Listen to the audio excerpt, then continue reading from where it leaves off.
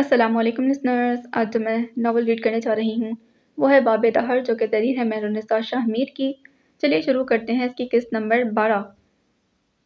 تسلی رکھیں، پریشان مت ہوں پلیز، وہ پشتو میں بولا۔ یہ ہماری مہمان ہیں، ہمیں تھوڑی دیر کے لیے پناہ چاہیے، آپ کو کوئی نقصان نہیں ہوگا، پریشان ہونے کی کوئی ضرورت نہیں۔ اس نے عورتوں کے چہرے پر اطمینان اترتے دیکھا۔ آپ اپنا کام جاری رکھیں، میڈم کدھر ہیں؟ رسان سے کہتے ہوئے اس نے سلائی گھر کے مالکن کے متعلق استفسار کیا۔ جبل خان، تم سب خیر تو ہے؟ صحن کے دائیں طرف بنے کمرے سے کوئی ادھیڑ عمر عورت نکل کر باہر آئی تھی۔ جبل آگے بڑھ گیا، مختصر الفاظ میں انہیں ساری رودات کہہ سنائی، اور اب وہ ان دونوں کو اپنے ساتھ لیے صحن کے ایک طرف بنے زینوں پر چڑھتے اوپر جا رہی تھیں۔ ہم کہاں جا رہے ہیں؟ مجھے سلطان کے پاس جانا ہے۔ وہ جبل کے کان کے پاس جھکی۔ سلطان کے پاس جانا آپ کی نانی کے گھر جانے جیسا ہوتا تو ضرور، لیکن اس وقت آپ نہیں جا سکتی۔ تم یہ ڈرامے بازی بند کرو جبل، شرافت سے مجھے وہیں چھوڑ کر آؤ جہاں سے لائے تھے، وہ اب کے بلند آواز میں بولی۔ خیر، شرافت اور میں تو دو الگ الگ قصے ہیں، لیکن پھر بھی میں آپ کو وہاں نہیں لے جا سکتا۔ وہ سیڑھیوں کے وسط میں کھڑی زخرف کے قریب آیا اور اسے بازو سے کھینچ کر اپنے ساتھ لے جانے لگا تھا۔ نرمیوں سے راست نہیں تھی شاید۔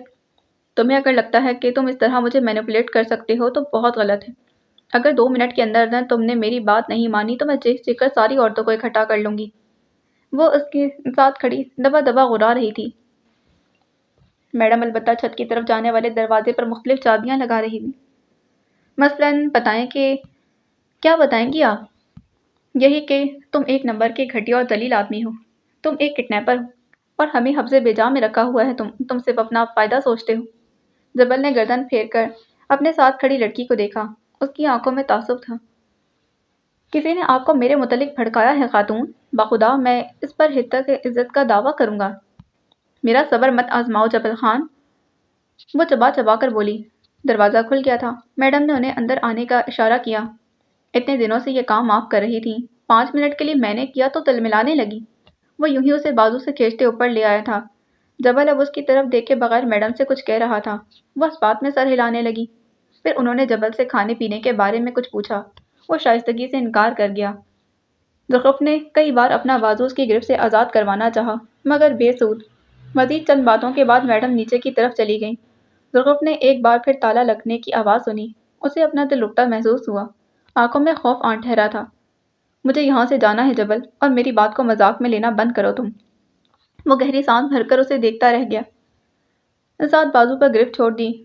مجھے یہاں رہ کر آپ کے ساتھ کوالٹی ٹائم سپینڈ کرنے کا کوئی شوق نہیں خاتون، باہر اس وقت بحرام کے لوگ ہیں۔ 2 بار آپ کی جان بچا چکا ہوں، تیسری بار کوئی گارنٹی نہیں۔ آپ کی تو خیر خود پر بندوقیں چلوانے کا بہت شوق رہا، لیکن میں مر کر سارے زور کر کو یتیم نہیں کر سکتا۔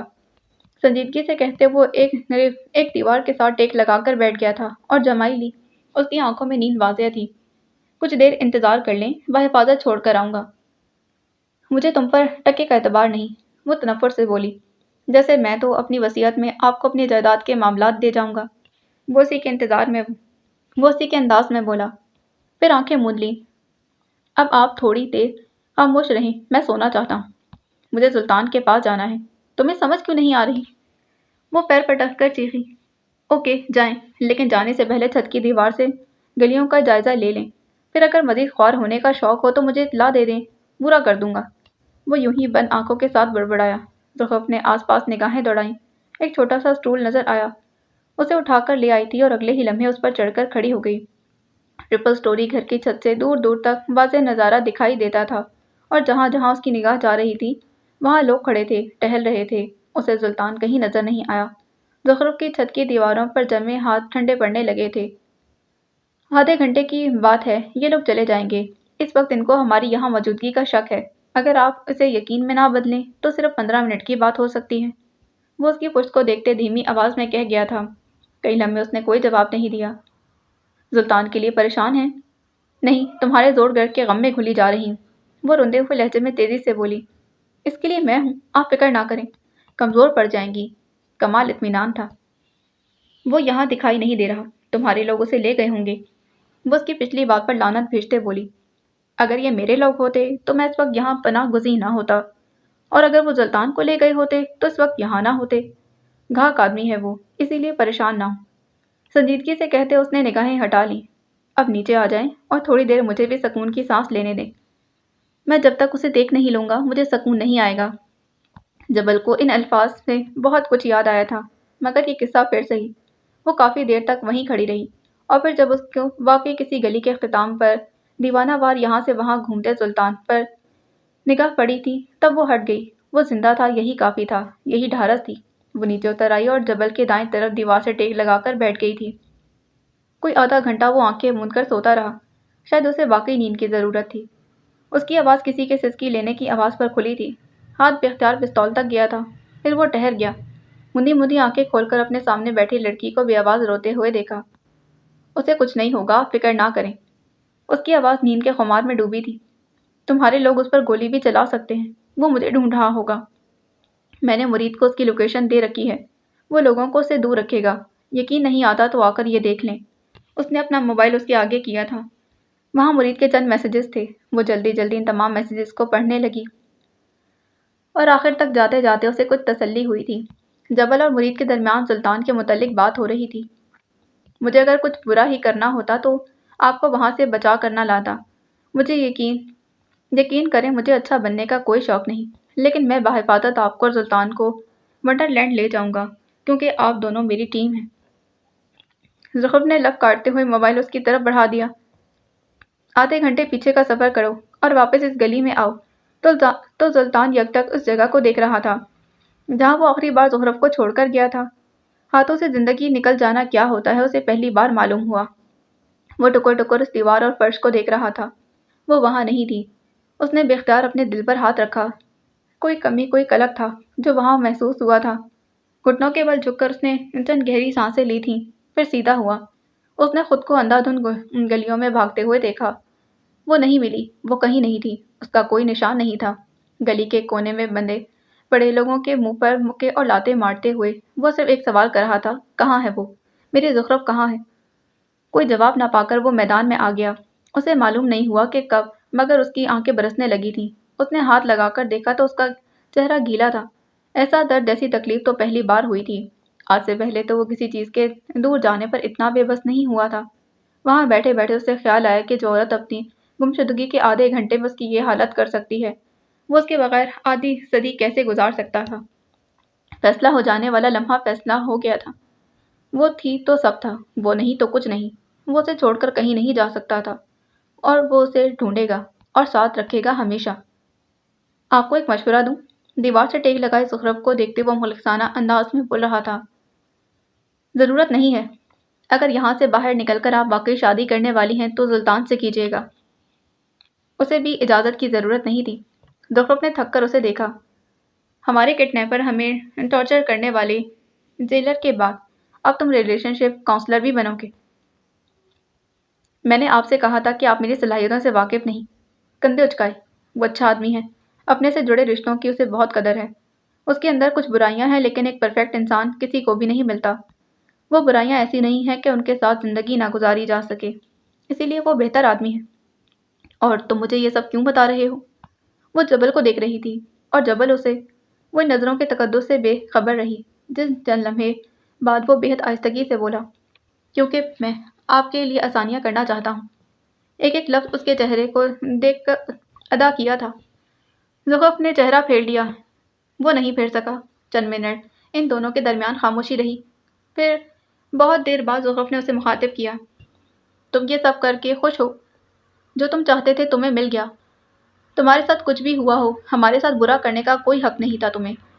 جبل نے گہری سانس لی، سر دیوار سے ٹکا دیا، گردن اٹھا کر آسمان کو دیکھا۔ ہاں، میں اور میرا پلان غلط تھا، خلاف توقع۔ اس نے اعتراف کیا۔ کسی کے قصور کی سزا اس کے خاندان کو دینا یا پھر کسی سے زبردستی اپنی مدد کروانے کو کہنا بہت غلط تھا۔ کسی کو قید کرنا، ٹارچر کرنا سب غلط تھا۔ زخرف نے گردن ترچھی کر کے اسے دیکھا۔ مجھے لگتا تھا صحیح کام کو غلط کر کے اپنا حق لے لیں گے، لیکن میں غلط تھا۔ دنیا کے رولز اور ریگولیشن بہت پہلے بن چکے تھے۔ غلط ہے۔ مجھے تمہارے لیے بالکل بھی برا نہیں لگ رہا، تم یہی ڈیزرو کرتے تھے، تم مزید بھگتو گے۔ وہ تنفر سے بولی، میرا بھائی میرے خلاف ہے، میرے دونوں بھائیوں کو گولی لگی ہے، میرا آدھا گاؤں میرے تعاقب میں ہے، میں نے کیا کھویا ہے اس کا اندازہ کسی کو نہیں۔ یہ الفاظ کہتے اس نے زخرف کا چہرہ بے اختیار دیکھا تھا۔ میں نے بہت کچھ انویسٹ کر دیا ہے اور واپسی میں کچھ ہی نہیں ملا۔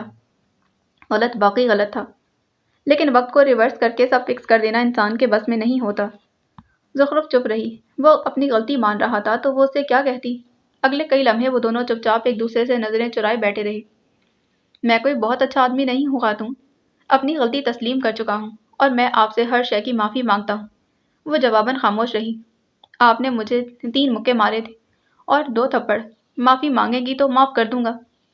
وہ ہنس پڑی۔ اس نے جبل کے سنجیدہ چہرے کو دیکھا اور ایک بار پھر ہنس پڑی اور پھر ہنستی ہی چلی گئی، چہرے پر ہاتھ رکھے، کبھی گردن پیچھے پھینکتی وہ ہنستی۔ جبل کے سپاٹ تاثرات میں درار پڑی اور وہ مسکرا دیا تھا۔ تمہیں تھپڑ اور مکوں کی تعداد بھی یاد ہے؟ وہ اسی طرح ہنسنے کے درمیان بولی تھی۔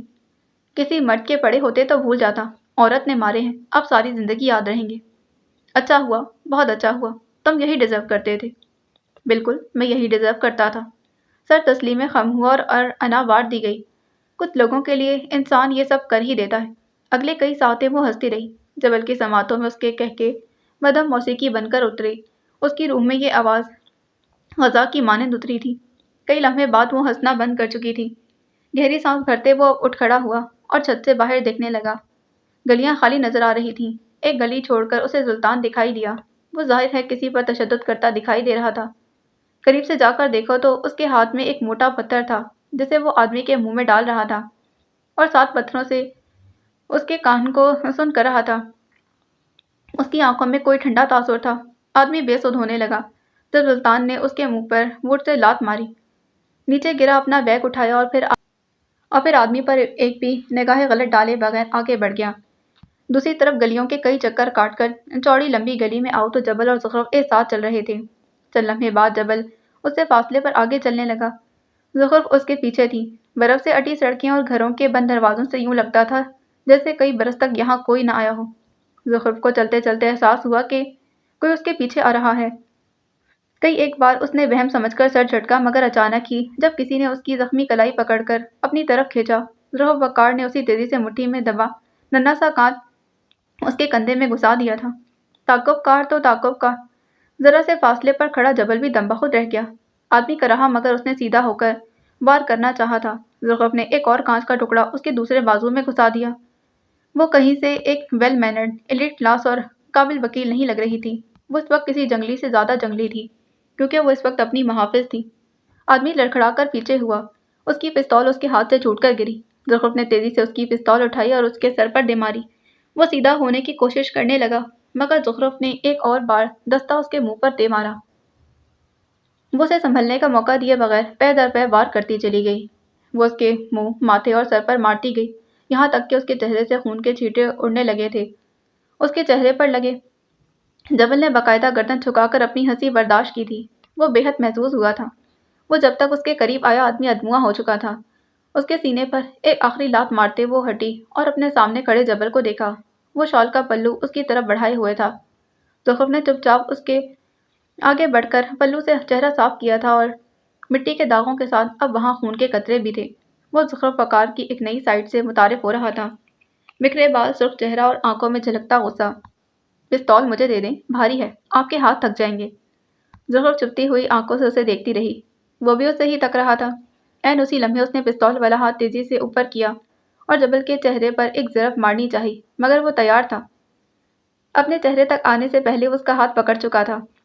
پہلے 3 مکوں اور 2 تھپڑ کی معافی تو مانگ لے خاتون، کیوں اپنے کھاتے میں حساب بڑھائے جا رہی ہیں؟ وہی بے لچک انداز۔ زخرف بل کھا کر رہ گئی۔ جبل نے اس کی کلائی چھوڑ دی۔ طاقت آزمائی کا شوق ختم ہو گیا ہو تو چلیں؟ اس نے سانس ہموار کی اور گہری سانس بھر کر رہ گئی۔ اس گلی سے نکل کر وہ دونوں جس گلی میں داخل ہوئے، اسی گلی میں سامنے فاصلے پر سلطان صفدر تھا۔ ہاں، یہ وہی تھا۔ اس نے نگاہیں اٹھا کر سامنے دیکھا۔ وہ اس کے سامنے کھڑی تھی۔ سلطان کی آنکھیں پھر سے نم ہوئیں۔ اس نے ہاتھ اپنے سفید سویٹر سے صاف کیے اور اس کی اور آیا تھا۔ برف سے اٹی گلی میں وہ دونوں آس پاس سے بے نیاز ایک دوسرے کی طرف بڑھے تھے۔ وہ اسے کھو کر دوبارہ حاصل کر رہا تھا اور زخرف کے لیے وہ جنگ کے اختتام سے پہلے ملنے والا مال غنیمت تھا۔ جبل دھیرے سے قدم پیچھے لیتا گیا اور پھر کہیں کسی گلی میں غائب ہو گیا۔ سلطان اس کے قریب کھڑا اس سے بہت کچھ کہہ رہا تھا۔ وہ رو رہی تھی اور سلطان اس کے ساتھ رویا۔ وہ اسے اس کی خیریت دریافت کر رہا تھا، اس کی خیریت پوچھ رہا تھا۔ سب کچھ گڑبڑ ہو گیا تھا، سوائے اس کے کہ جنگی اختلاف، سازشیں اور دہر کے چکر، کچھ بھی، کوئی بھی ان دونوں کے درمیان نہیں آ سکتا تھا۔ 10 سال پہلے نہیں، آج نہیں، اور 10 سال بعد بھی نہیں۔ 11 جنوری صبح 9:30 بجے۔ وہ ایک رہائشی علاقہ تھا، قطار در قطار جہاں گھر بنے ہوئے تھے۔ کہیں کسی گھر کے بچے دودھ لینے باہر جا رہے تھے اور کہیں گھر کے مرد صبح سویرے اپنے اپنے کاموں کو نکل رہے تھے۔ مرید ان سے کچھ فاصلے پر تھا، وہ ان سے پہلے ہی خطرے کو سونگھ لینا چاہتا تھا۔ حنظلہ اور شادان ایک ساتھ قدم اٹھا رہے تھے۔ گلی بے حد تنگ تھی، اس پر بھی جمی ہوئی برف نے مزید مشکلات پیدا کر دی تھیں۔ سردی کی بڑھتی شدت اعصاب کو جما دینے کی صلاحیت رکھتی تھی، جسم میں کھچاؤ بڑھتا جا رہا تھا۔ اس وقت سارے بھی ایک بار بھی شادان کی جرأت نہ ہوئی کہ وہ حنظلہ کو مخاطب کر سکے۔ 3 سال کے گلے شکوے، ملامت، سب کچھ دور چلا گیا تھا۔ حالیہ وقت میں اگر کوئی ملامت کے لائق تھا تو سید شادان کا دل چیخ کر کہتا تھا کہ وہ سید شادان ہی ہے۔ چلتے چلتے یکدم ایک جگہ رک گیا۔ حنظلہ بھی گلی کا موڑ موڑتی کہ شادان نے تیزی سے اسے اپنی طرف کھینچا۔ وہ آواز نکالتی سے پہلے شادان اس کے منہ پر ہاتھ رکھ چکا تھا۔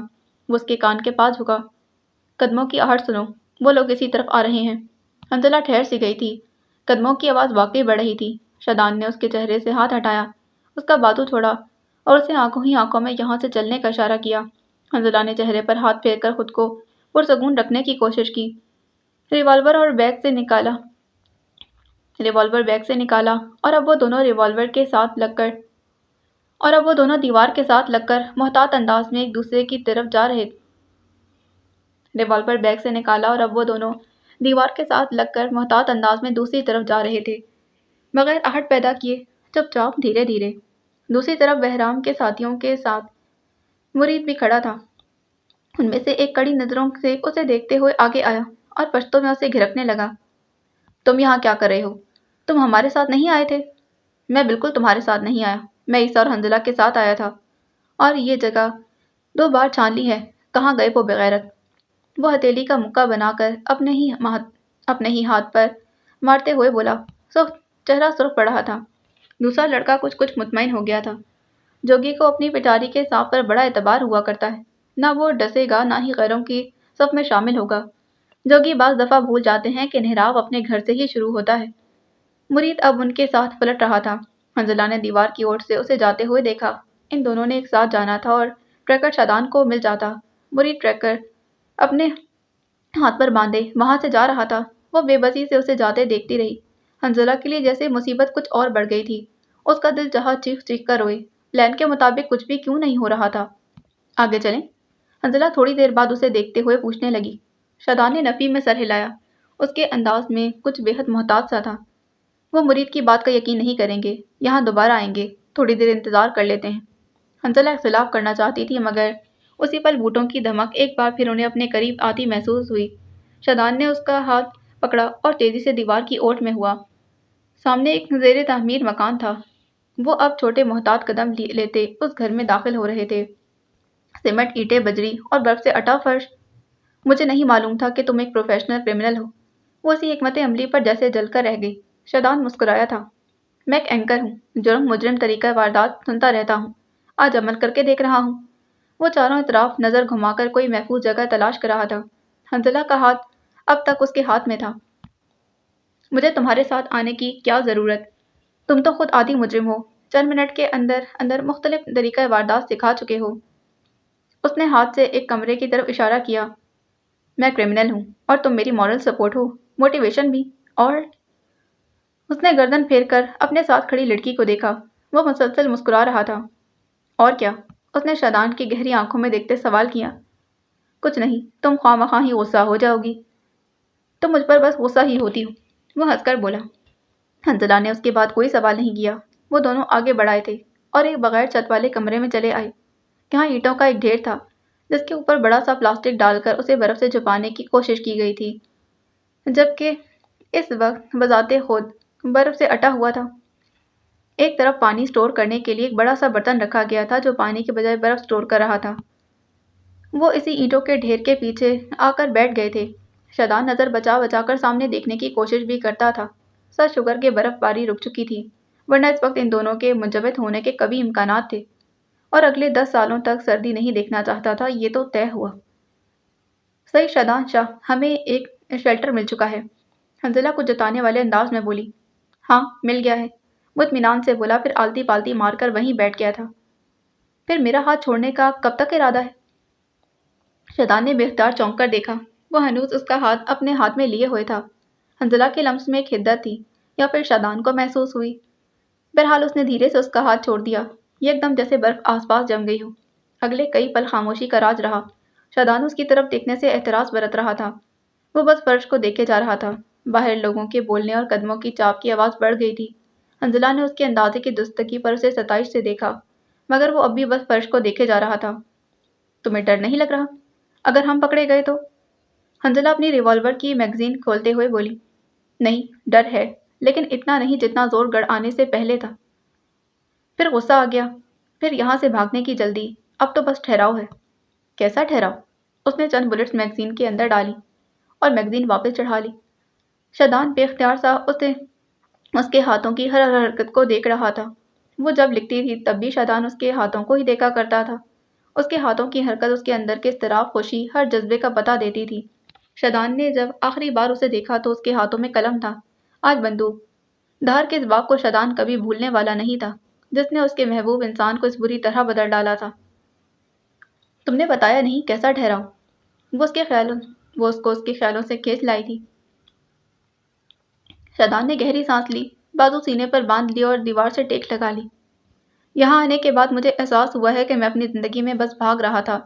یہ کروں گا تو لوگ یہ سمجھیں گے، وہ کروں گا تو لوگ میرے بارے میں یہ کہیں گے۔ ساری زندگی یا تو پیسے کے لیے جیا یا پھر لوگوں کے لیے۔ اور اس وقت یہاں آ کر اگر میں مر گیا تو نہ پیسہ کام آئے گا نہ وہ لوگ۔ میں اسے گمنامی میں نہیں مرنا چاہتا۔ ایک پوائنٹ آتا ہے آپ کی زندگی میں جب آپ کو پتہ چل جاتا ہے کہ لوگ کوئی نہیں تھے، جب سمجھ آتی ہے کہ سیاہی میں آدھی دنیا ساتھ ہوتی ہے، اور مگر آپ وہاں اکیلے ہوں تب کوئی نہیں آتا۔ حنزلہ کو یوں لگا جیسے وہ افسوس کر رہا ہو، وہ واقعی افسوس ہی کر رہا تھا، لیکن شاید دیر ہو چکی تھی، شاید نہیں۔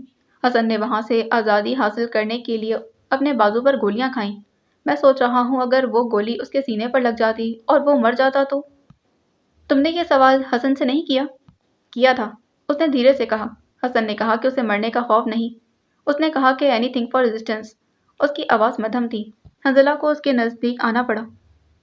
میں نے اس سے پوچھا اسے مرنے سے خوف کیوں نہیں آتا؟ اس نے کہا کیونکہ وہ ایک اچھا آدمی ہے، اس پر کسی کے حقوق نہیں رہتے۔ اس نے کبھی اپنے تخت سے بے وفائی نہیں کی، اس نے رشوت لے کر ثبوتوں کے ساتھ ہیر پھیر نہیں کی، اس نے لوگوں کے حقوق نہیں کھائے۔ میں نے تو یہ سب کیا ہے، اگر میں یہاں مر گیا تو؟ اس نے توقف کیا، بولنا تکلیف دہ تھا۔ تم اب کیا چاہتے ہو؟ وہ نرمی سے پوچھنے لگی۔ میرے کچھ سوالات کے جواب کیا تم دے سکتی ہو؟ تم پوچھ کر دیکھو، شاید دے دوں۔ وہ لکھاری تھی، جواب اگر نہ آئے تو بن بھی لیتی۔ الفاظ کا تانا بانا مشکل تو نہیں تھا۔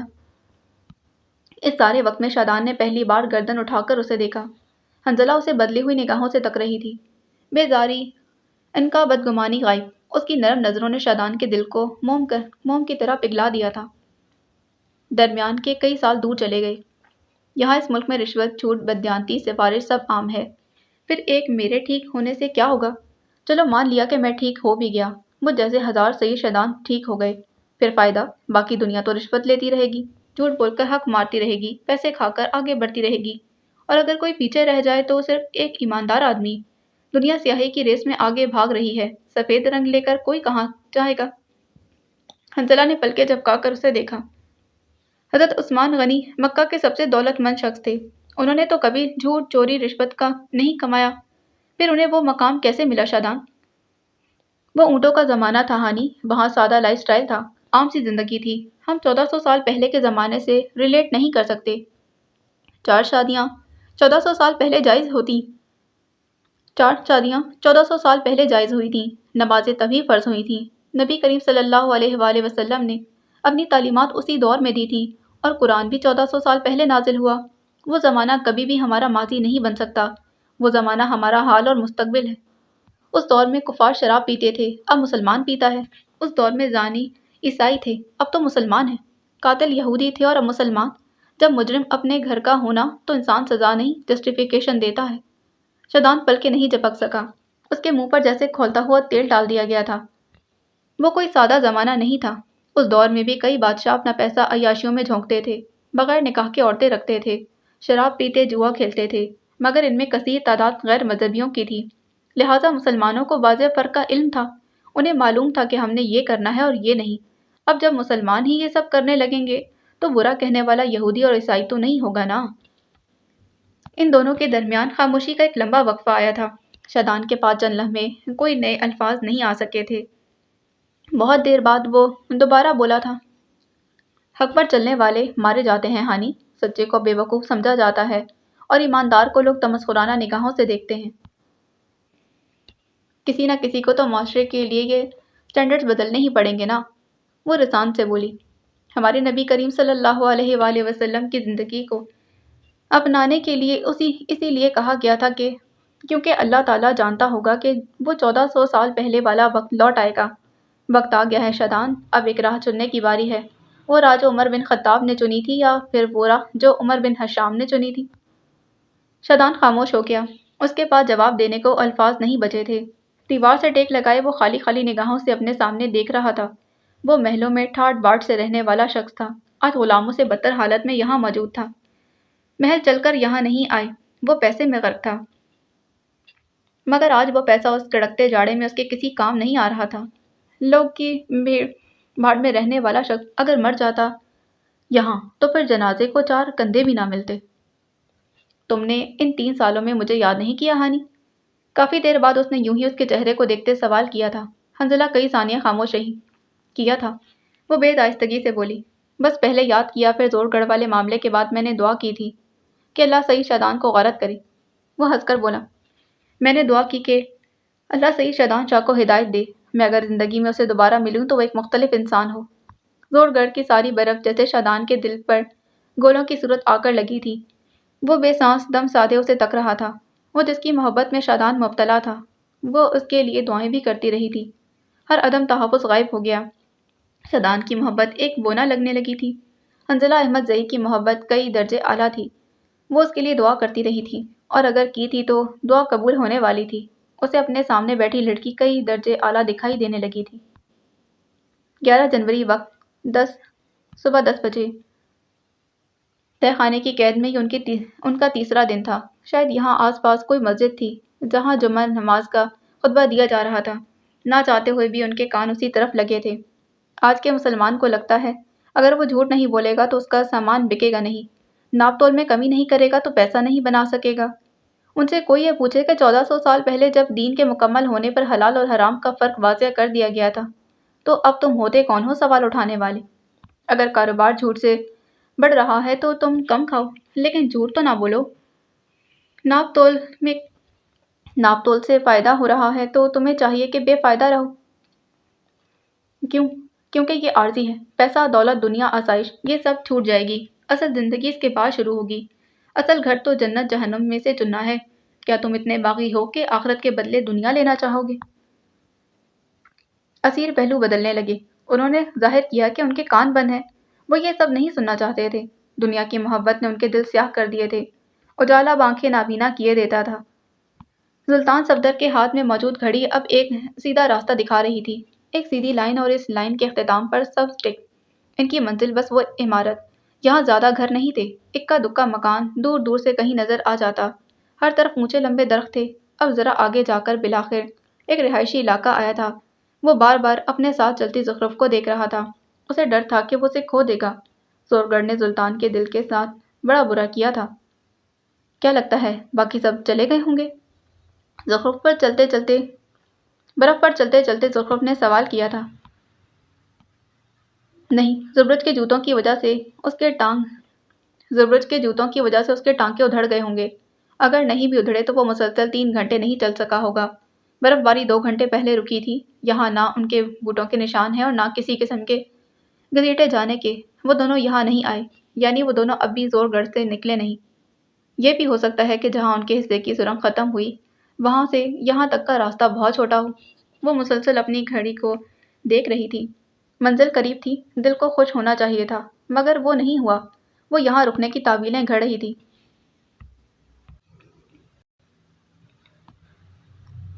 ہم سب کے ٹریکر میں 3 گھنٹے کا سفر تھا۔ ہم سب کے بیگز میں سامان مختلف لیکن کھانے کی مقدار ایک ہی تھی، یعنی ان کا فاصلہ بھی اتنا ہی ہے اور راستہ بھی۔ تم یہاں سے جاتے ہی کل کاغذات نامزدگی جمع کرواؤ گے؟ 2 گھنٹے سے رکی برف باری دوبارہ شروع ہو گئی تھی۔ وہ کبھی مکانوں کی اوٹ میں ہو جاتے، کبھی دکانوں کے چھجے تلے۔ میں یہاں سے آج نہیں جا رہا۔ وہ جس نارمل انداز میں بولا تھا زخرف اتنا ہی ٹھٹکی تھی۔ میں جب تک اپنے دوستوں کو اپنے سامنے سے یہاں جاتے نہیں دیکھ لوں گا میں یہاں سے نہیں جا سکتا۔ اور میں تمہارے اس عمل کو کیا نام دوں؟ وہ بگڑ کر بولی۔ انسانیت، بہادری، قیادت، تینوں میں سے جو بہتر لگے۔ اس نے کندھے اچکائے۔ میں یہاں سے بھاگنا چاہتا ہوں لیکن اکیلا نہیں۔ میں نے اپنی زندگی کے بہترین سال جن لوگوں کے ساتھ گزارے ہیں میں انہیں نہیں چھوڑ سکتا۔ بزدل نہیں ہوں میں، بے غیرت بھی نہیں۔ یہاں سے جاؤں گا تو اپنے 4 لوگ لے کر جاؤں گا، ورنہ 4 کندھوں پر جاؤں گا۔ وہ فیصلہ کر چکا تھا اور اس کے انداز سے واضح تھا یہ فیصلہ ابھی نہیں ہوا۔ زخرف کی آنکھوں میں بے اختیار نمی امڑ آئی تھی۔ سلطان ہونٹ کاٹنے لگا۔ کچھ تھا جو اس کے دل میں کانٹے کی طرح چبھا تھا اور اسے نکالتے ہوئے تلوار چپنے کی سی تکلیف ہوئی تھی۔ بہت سوچا ہے میں نے، بہت زیادہ۔ کوئی دلیل نہیں ہے جو ظلم اور مظلومیت کے درمیان کوئی تیسرا لے آئے۔ کوئی دعوے نہیں ہیں جس سے میں زور گڑھ کو جھوٹا قرار دوں۔ جھوٹا، کرپٹ، مکار سب ہوں میں، ظالم نہیں ہوں۔ یہ سب ہم نے نہیں کیا سلطان، ہمارا کوئی قصور نہیں، ہم ظالم نہیں۔ ظلم کے خلاف بولنے والا بھی ظالم ہے اور سہنے والا بھی۔ اسلام ہمیں ظلم کی مزاحمت سکھاتا ہے اور دنیا مصلحت۔ اس نے تلخی سے سر جھٹکا۔ اور مصلحت میں سکون ہے۔ باخدا وہ بس کہہ رہی تھی، بس کچھ سوال پیش کر رہی تھی، ورنہ اس کی نظریں اب منزل کی سخت بتی سے ہٹ چکی تھی۔ وہ دل کی آواز پر لبیک کہہ چکی تھی اور یہاں سے نہیں جانا تھا۔ یہ سکون وقتی ہے، یہ زندگی بھی عارضی ہے۔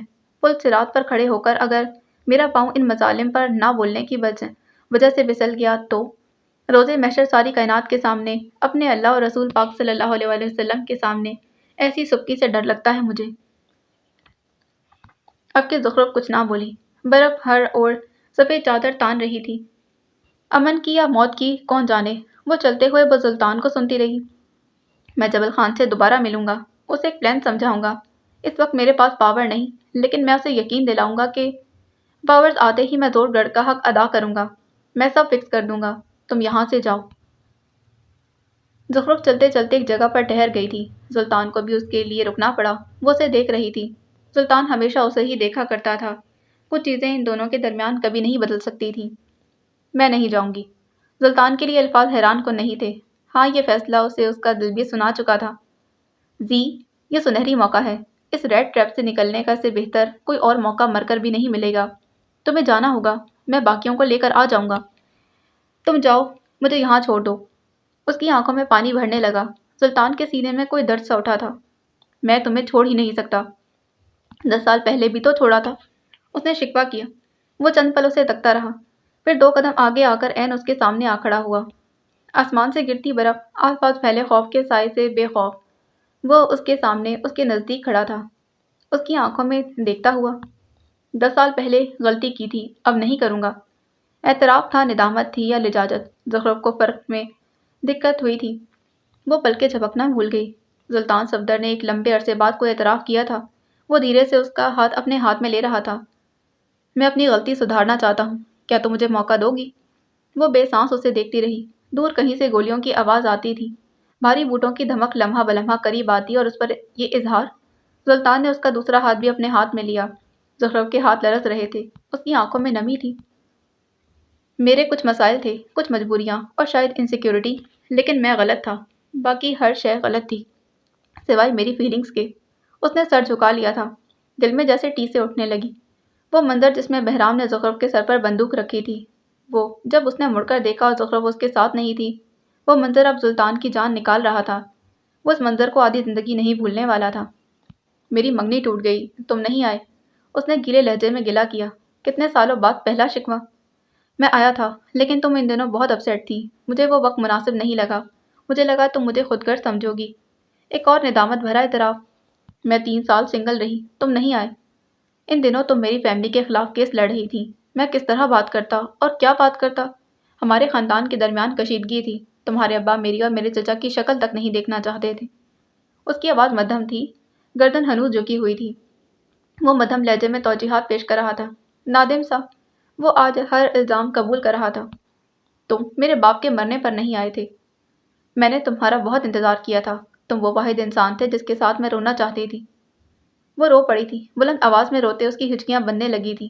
میں نے کتنی دفعہ تم سے چیزیں سارٹ آؤٹ کرنے کی کوشش کی، تم نے ہمیشہ اپنی انا کو ترجیح دی۔ بابا کی موت کے بعد مجھے ایک کال نہیں کی، ایک میسج نہیں کیا تم نے سلطان۔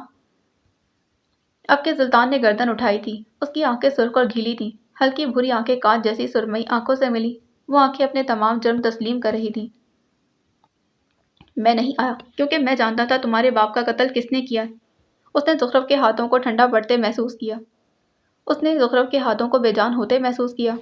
اگر میں آ جاتا تو تمہیں بتا دیتا، اور تم سے زیادہ طاقتور لوگ تھے، تم ان کے خلاف جاتی اور تمہارا نقصان ہوتا۔ میں تمہیں پروٹیکٹ کرنا چاہتا تھا۔ میں جانتی ہوں میرے بابا کو کس نے قتل کیا تھا۔ وہ جیسے ہل نہیں سکا، اس کی آنکھوں میں ڈھیر سارا تحیر ابھرا۔ میں چاہتی تھی تم آؤ تاکہ میں تمہارے ساتھ مل کر کوئی حکمت عملی اختیار کروں۔ تم تو ہمارے لیڈر تھے نا، پھر بھی نہیں آئے۔ وہ چہرہ جھکا گئی تھی، آنسو اب سلطان کے ہاتھوں پر گرنے لگے تھے۔ وہ کئی لمحے بے سانس رہا۔ اس کی یہ انکہے کتنے ہی مسائل کھڑے کر چکی تھی، اور اب ان کا شمار بھی نہیں کر سکتا تھا۔ اس کی انا نے کتنی دیواریں کھڑی کر دی تھیں، وہ اب انہیں توڑ بھی نہیں سکتا تھا۔ 3 دن بعد میرا نکاح ہے۔ سلطان نے اس کے ہاتھوں پر گرفت سخت کر دی۔ پہلی بار اسے خوف آیا تھا، حد سے زیادہ خوف۔ اس عورت کو جانے دینا اب اس کے بس میں نہیں رہا تھا۔ میں شادی سے خوش ہوں۔ اگر آج ہم یہاں زور گڑھ نہ آتے تو کیا ہوتا؟ تم ابھی مجھ سے وہ سب نہیں کہتے، تم ابھی مجھے معذرتی ٹیکسٹ یا کال نہیں کرتے۔ اس نے ایک جھٹکے سے سلطان کے ہاتھوں سے اپنے ہاتھ نکال لیے تھے۔ تم آج بھی انا پرست اور خود غرض رہتے، بالکل ویسے جیسے 10 سال پہلے تھے۔ میں خود غرض اور انا پرست نہیں تھا۔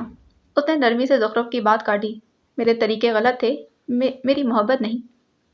مجھے کہنا چاہیے تھا کہ حالات جیسے بھی تھے، چاہے درمیان میں کچھ بھی ہوتا، مجھے کہہ دینا چاہیے تھا کہ… وہ ایک لمحے کو رکا۔ زور گڑھ کے آسمان سے گرتی برف نے اس کے منہ سے کچھ سننے کی خواہش کی تھی۔ یک بستہ ہوائیں مختلف رخ پر بہنے لگی تھیں کہ سلطان صفدر اگر کسی کے لیے پیور ہے تو وہ تم ہو۔ اگر میں کسی کے لیے سیاست چھوڑ سکتا ہوں تو وہ تم ہو، اور اگر میں کسی کے لیے انسیکیور ہو سکتا ہوں تو وہ بھی تم ہو۔ میں اگر کسی کے لیے جگہیں تبدیل کر سکتا ہوں تو وہ بھی تم ہو۔ تم انتہائی گھٹیا آدمی ہو سلطان۔ 3 دن بعد میری شادی ہے۔ میں واقعی بہت گھٹیا آدمی ہوں، لیکن اگر میں کسی کو کوئی بات نہیں کہہ کر معاف کر سکتا ہوں تو وہ تم ہو۔ تم نے بہت دیر کر دی ہے، اب کچھ نہیں ہو سکتا، بلکہ میں کچھ نہیں کرنا چاہتی۔ میں اگر کسی کی منت کر سکتا ہوں تو وہ بھی تم ہو۔ میں اپنے ہونے والے شوہر کے ساتھ بہت خوش ہوں، اور میں بھلا اسے کیا کہہ کر منع کروں گی؟ میں اگر کسی کے لیے قتل کر کے اپنے کیریئر کو ڈبو سکتا ہوں تو وہ بھی تم ہو۔ وہ ٹٹائی سے مسکرایا تھا۔ یہاں مقتول تمہارا ہونے والا شوہر ہے۔ وہ جیسے اس کے علم میں اضافہ کر گیا تھا۔ تم نے اپنی انا میں کتنے سال ضائع کر دیے جانتے ہو؟ وہ جیسے رنج سے بولی تھی، جو ہر اور بکھر گیا تھا۔ تم مجھے گھٹیا، برا، ذلیل سب کہہ سکتی ہو، لیکن مجھ سے یہ مت کہو کہ میں نے تمہیں انا کی وجہ سے چھوڑا۔ میں آدھے لندن کے سامنے تمہارے لیے ننگے پیر چلا ہوں۔ میں نے تمہارے جوتے اپنے ہاتھوں میں اٹھائے ہیں۔ کوئی انا پرست انسان ایسا نہیں کر سکتا۔ میں تمہارے لیے کالج سے ایکسپیل ہوا ہوں، تمہارے لیے کالج کے نامور بدماشوں سے دشمنی لی ہے۔ کوئی خود غرض انسان یہ سب نہیں کرتا۔ میں نے تمہیں ہر اس جگہ تسلیم کیا جہاں باقی مردوں کی منفی انا بیچ میں آ جاتی۔ کوئی انا پرست ایسا نہیں کرتا۔ تمہارے لیے اپنے چچا، بابا، بھائی سے لڑا ہوں۔ تمہارے خلاف باتیں کرنے والوں کو منہ توڑ جواب دیے ہیں۔ وہ بولتے بولتے رکا۔ کئی سالوں کا غبار نکلا تو دل میں بس محبت اور خلوص ہی باقی رہا۔ میں یہاں آنے سے پہلے سراج بھائی کو تمہاری ممی سے ملنے کا کہہ کر آیا ہوں۔ اس نے بہت آرام سے زخرف کے سر پر بم پھوڑا تھا۔ وہ جیسے جامد ہو گئی۔ تم نے یہ کیوں کیا؟ اوہ خدایا، سلطان، تم اتنے بے وقوف کیسے ہو سکتے ہو؟ میں اس روز کیفے میں کچھ کہنے والا تھا، یاد ہے؟ اسے یاد تھا اس روز اس کیفے میں وہ پانچوں کچھ کہنے والے تھے۔ ڈونٹ ٹیل می، تم چاروں لوگوں کے درمیان مجھے پرپوز کرنے والے تھے؟ نہیں، میں تمہیں پرپوز نہیں کرنے والا تھا۔ میں تم سے شادی ڈیلے کرنے کو کہتا تاکہ سراج کو بات کرنے کا وقت ملے۔ تم مجھے وقت دے سکتی ہو؟ وہ بے حد معصومیت سے کہہ رہا تھا۔ زخرف کو کچھ سمجھ میں نہ آیا کہ وہ کیا کہے۔ 10 سالوں میں اس کی ایک منگنی ٹوٹی تھی اور اسے فرق نہیں پڑا۔ اس کی ماں نے جب شایان کا رشتہ لا کر رکھا تب اس نے سلطان کی خواہش ضرور کی تھی۔ سلطان صفدر کے ساتھ کی خواہش اس نے 10 سال پہلے لندن میں شروع کی تھی، لیکن تب تک وہ پاکستان واپس جا چکا تھا۔ وہ کم عمری تھی، 18-19 سال میں محبت ہو ضرور جاتی ہے، لیکن اس کا ادراک نہیں ہو پاتا۔ ادراک ہو جائے تو محبت سنبھالی نہیں جاتی۔ اسے بھی ادراک جب تک ہوا شاید تھوڑی دیر ہو چکی تھی۔ وہ سلطان کے ساتھ مسلسل رابطے میں رہی۔ وہ کینیڈا چلا گیا تھا مگر ان دونوں کے درمیان فاصلہ نہیں آ سکا تھا۔ اپنے ہونے والے منگیتر سے زیادہ وقت وہ اس کے ساتھ گزارتی تھی۔ سلطان اسے اپنی پینٹنگز کا وقت بھی دکھایا کرتا تھا۔ سلطان صفدر اس کا سیف زون تھا۔ ساری دنیا سے تھک کر وہ اسی کے پاس آتی تھی۔ ساری دنیا سے خوش ہو کر بھی وہ اسی کے پاس آتی تھی۔ وہ اچھا سامع تھا، کئی کئی گھنٹے اسے سنتا رہتا۔ کبھی کبھی زخرف کو بے حد خواہش ہوا کرتی کہ سلطان اس سے کہے جو وہ سننا چاہتی تھی۔ وہ نہیں کہتا تھا۔ کئی سال زخرف کو لگا کہ شاید وہ اسے بس دوست کی حیثیت سے پسند کرتا ہے، لیکن وہ جب بھی ملتے سے سلطان کی آنکھیں اسے جیسے داستان کہتی تھی۔ وہ دونوں انکہی کے عذاب میں رہے، مگر فاصلہ نہیں رہا۔ بیچ میں کئی ماہ و سال ایسے آئے کہ ان دونوں کے درمیان دوریوں کی خلیج در آئی تھی۔ سلطان صفدر کو دنیا کا گھاک آدمی، مگر اسے یہ خلیج پر کرنا نہ آ سکی تھی، اور زخرف جیسے اس کی عادی ہو گئی تھی۔ ان سب مسائل، اندیشوں اور دوریوں کے باوجود ایک جذبہ تھا ان کے درمیان جس کے آگے وہ دونوں بے بس تھے، یوں جیسے میدان جنگ میں نہتہ سپاہی۔ چند سال قبل آنے والی دوریوں کی آج کوئی وقت نہ رہی تھی۔ وہ دونوں ایک دوسرے کے سامنے تھے، جیسے کبھی دور گئے ہی نہ ہوں۔ اور اس آدمی سے محبت کرتی تھی یا نہیں، یہ مشکل سوال تھا، لیکن اگر وہ کسی مرد کے ساتھ کی خواہش رکھتی تو وہ سلطان تھا۔ 3 دن بعد میری شادی ہے سلطان۔ اس نے نگاہیں چرائیں، عذر پیش کیا۔ عورت کے انکار اور عذر میں فرق ہوتا ہے۔ عذر مان ہوتا ہے جس کے نتیجے میں وہ منائے جانا مانگتی ہے، اور مرد پر محبت میں لاڈ اٹھانا فرض ہے۔ شادیاں ٹوٹ بھی سکتی ہیں۔ وہ اس کی آنکھوں میں دیکھتے ہوئے بولا، تمہارے پاس پورے 3 دن ہیں یہ سوچنے کے لیے کہ تم اگلے 30 سال کیسے گزارنا چاہتی ہو۔ میں تم سے دوبارہ پوچھوں گا، اور پھر تمہارے ہر فیصلے کا احترام کروں گا۔ تم پر کوئی زور زبردستی نہیں ہے زی، یہ فیصلہ تمہارے دل کا ہوگا۔ اس نے زخرف کا مضطرب چہرہ دیکھا، پھر مسکرا دیا۔ وہ مسکرا بھی نہ سکی۔ اوکے اوکے، وہ بھاری دل سے بولی تھی۔ اب تم جاؤ زخرف، میں بہت جلد تم سے دوبارہ ملوں گا۔ وہ بہلانے والے انداز میں بولا، میں نہیں جا سکتی، دل پر بوجھ رکھنا بہت مشکل ہو گیا ہے، میں زور گڑھ واپس جاؤں گی۔ پاگل مت بنو زی، جو وہ چاہتے تھے ہم وہ نہیں کر سکتے۔ تمہیں لگتا ہے ان کے حق میں ایک ویڈیو بنا دو گی تو سب ٹھیک ہو جائے گا؟ سلطان حتی الامکان اپنا لہجہ نارمل رکھے ہوئے تھا۔ اور تمہیں لگتا ہے کہ زخرف بکار بے وقوف ہے؟ میں جبل خان کا پلان فالو نہیں کر رہی، میری اپنی بساط ہوگی، میں ان کی مدد کروں گی، مگر اپنے طریقے سے۔ سیاہ کاروں کی فینٹیسی ہوتی ہے، انہیں جب جب کسی شیطانی عمل کو کرنا ہو، ان کے کندھے سے کندھا ملانے والے ابلیس کئی ہوتے ہیں۔ زور گڑھ کو انصاف ملے گا، لیکن میرے ذاتی طریقے سے۔ تم میرے ساتھ ہو؟ میں یہ سب دیکھ لوں گا، تم جاؤ، خود کو اس میں مت پھنساؤ۔ وہ بے چین ہوا۔ میں نے کبھی کسی مرد کے کندھے پر رکھ کر بندوقیں نہیں چلائیں۔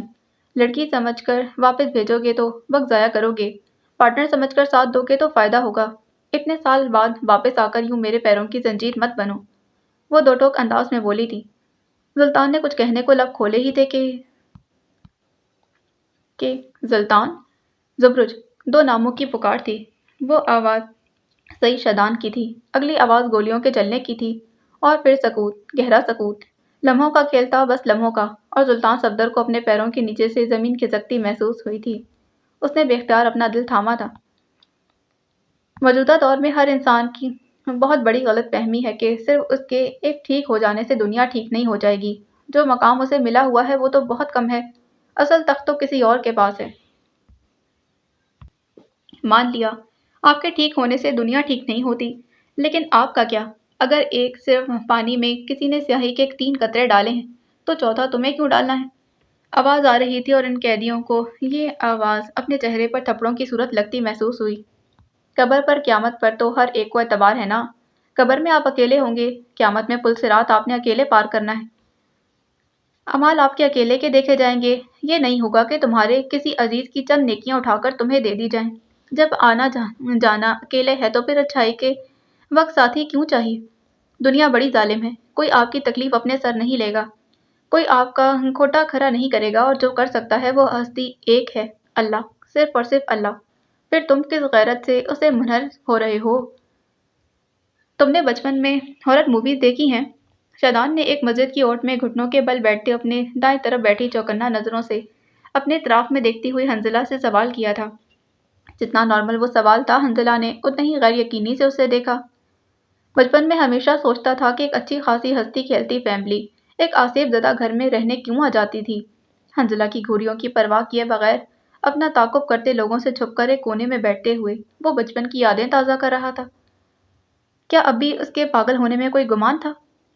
और फिर जब आधी दुनिया उसने इनसे कहती थी कि यहाँ ना रहें, तब भी वो वहाँ रहते थे। जानती हो क्यों? क्यों? ना चाहते हुए भी वो पूछ बैठी। क्योंकि वो खिसके हुए होते हैं, शैतान सुलग कर बोला। इनके पेच ढीले होते थे, जैसे इस वक्त मेरे और मेरे दोस्तों के हैं। लानत हो हम पर जो हम इस कैफे गए थे। कदमों की आहट करीब आने लगी तो वो खामोश हुआ। हंजला पंजों के बल आहिस्ता आहिस्ता चलने लगी। शादान उसकी तकलीद में दीवार से कमर जोड़े पंजों के बल खुद को इस बर्फ पर घसीट रहा था, साथ अपने हाथों से अपने कदमों के निशानात को साफ कर रहा था। तुमने फौज की तरबियत लेते सिपाहियों को देखा है? ये बिल्कुल वैसी मुशक्कत थी। हाँ, फ़र्क यह है कि उन्हें इसके बाद तनख्वाह मिलती थी, मगर यहाँ ऐसा कोई सीन नहीं। वो दोनों अब दीवार की दूसरी तरफ थे। बहराम के लोग अब आपस में चहमगोइयाँ करने लगे। हंजला और शादान सांस रोके दीवार की दूसरी जानिब बैठे थे। सर्दी उनके एसाब को जमा रही थी। हंजला को इस सर्दी की आदत थी और शादान के लिए ये बहुत ज़्यादा थी, बेहद ज़्यादा। उसके होंठ नीले पड़ने लगे। हाथ सुन, भूख, प्यास, जख्म, ताक़ुबकार, इस ज़िंदगी में उससे ज़्यादा बुरा और क्या हो सकता था? चंद पल बाद वो लोग पलट गए थे। शादान ने जैसे सूखा सांस लिया और उठ खड़ा हुआ। उसके घुटने दर्द करने लगे थे और कमर अकड़ गई थी। हंजला उसे देखकर मुस्कुराई। शादान घुटनों पर हाथ रख के कमर के बल झुका हुआ था। उसके जिस्म का हर हिस्सा अकड़ गया था। तुम बहुत फनी हो, वो हंसकर बोली थी। मैं भी तुमसे शादी करना चाहता हूँ। हंजला और जोर से हंस पड़ी। किसने कहा मुझे तुमसे शादी करनी है? जब लड़कियां किसी मर्द के मजाक की तारीफ करें तो उसे प्रपोजल समझना चाहिए। सीधे होते हुए उसने जैसे पते की बात बताई, साथ मुस्कुराया।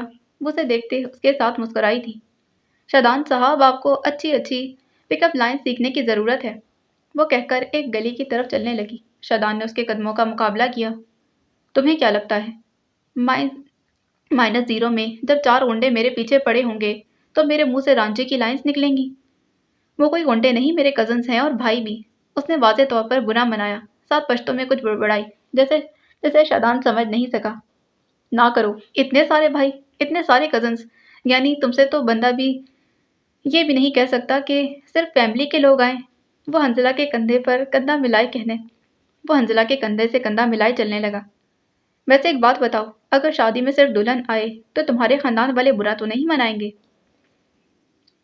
अब अगर तुमने अपना मुंह बंद ना किया तो मैं ज़रूर बुरा मनाऊंगी और इस अमर को यकीनी बनाऊंगी कि एक आध गोली तुम्हारा सर फाड़ दे। अजीब तशद्दुद पसंद खानदान है तुम्हारा। वो जैसे मायूस होकर बोला। मैं अभी से बता रहा हूँ, मेरे घर में ये सब नहीं चलेगा। मैं एक अमन पसंद आदमी हूँ। हंजला गली के ऐन बीचों बीच ठहर गई थी। वो शादान को नहीं देख रही थी, उसकी चौकन्ना नजरें इतराफ का जायजा ले रही थी। दफतन रुकी, आसपास दुकानें और घर थे। सर्दी की वजह से और बढ़ती बर्फबारी की वजह से इस पहर लोग घरों में दुबके हुए थे, मगर दुकानों के शटर खुल चुके थे। दुकानों के सामने से गुजरकर जाना यकीनन खतरे से खाली ना होता।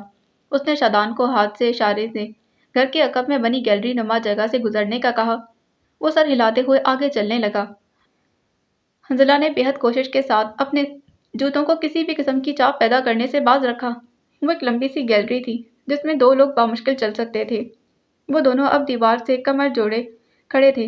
बावर्ची खाने की चिमनियों से निकलता धुआं फिजा में तहलील हो रहा था। अभी और कितना रास्ता बाकी है? 10 मिनट और, वो सरगोशी नुमा अंदाज में बोली। इस गली के बाद ग्राउंड आएगा, हम यहीं गली के अख्ताम से देखेंगे। अगर इस वक्त वहाँ बच्चे मौजूद हैं तो हम वहाँ से नहीं जाएंगे। क्या तुम मुझे आगे का रास्ता समझा सकती हो? मैं तुम्हारे साथ चल रही हूँ ना। वंडरलैंड अब ज़्यादा दूर नहीं है। वो दूर जाने वाला था। ये एक ख्याल हंजला के दिल को खाली सा कर गया, मगर उसे जाना ही था। मुझे वंडरलैंड नहीं, मुझे जोरगर से एग्जिट का रास्ता समझाओ। हंजला जैसे थम गई थी। उसने मुड़कर झुंबे से देखा। मुझे बाकी सारा रास्ता समझ आ गया है। यहाँ से आगे एक प्ले ग्राउंड है, उसकी दाएं तरफ गली, और गली में बाएं तरफ मुड़ने पर वंडरलैंड। मुझे वहाँ नहीं जाना, और मुझे तुम्हें वहाँ लेकर जाने के ऑर्डर्स मिले हैं। हंजला ने जैसे उसकी याद दहानी करवाई थी। मैं तुमसे एक फेवर मांग रहा हूँ।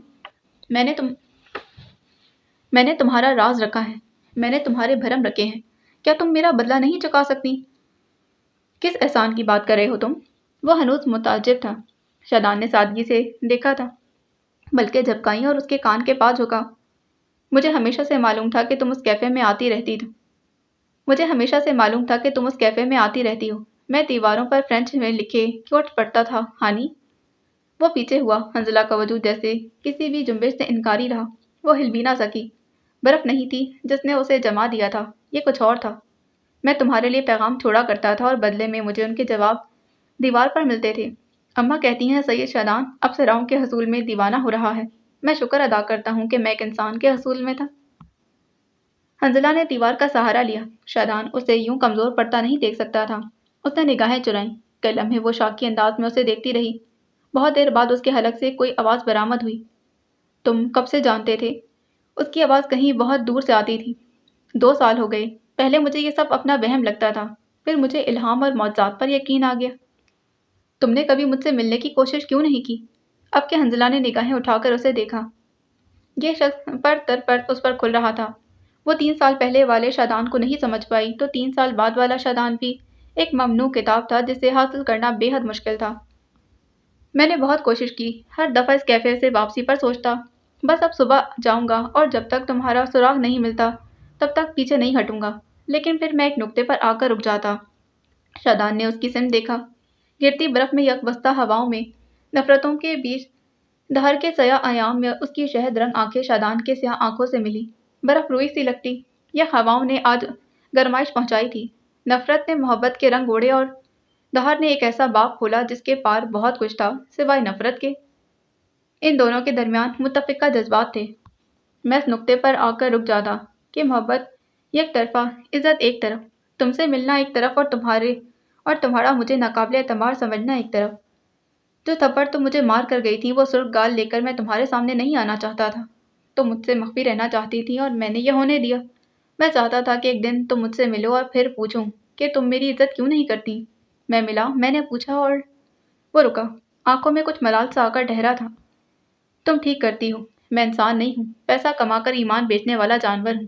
کوئی اگر میری عزت کرے تو میں اس کی عزت نہیں کر سکوں گا۔ وہ لب کاٹنے لگا۔ ایک وقت آتا ہے جب انسان کو لگتا ہے اس کی ساری زندگی دھوکہ اور فریب تھی۔ وقت میں پیچھے جانا کاش قصے کہانیوں تک محدود نہ ہوتا۔ حنزلہ جواباً خاموش رہی اور اس نے دھیرے سے پشت دیوار سے جوڑ لی تھی۔ میں نے وہ کیا جو تم چاہتی تھی، کیا تم وہ نہیں کر سکتی جو میں چاہتا ہوں؟ حنزلہ نے اسی خاموشی سے اپنا بیگ نیچے رکھا اور اسے کھولا۔ ایک کاغذ نکالا اور اسے اپنی گود میں رکھا۔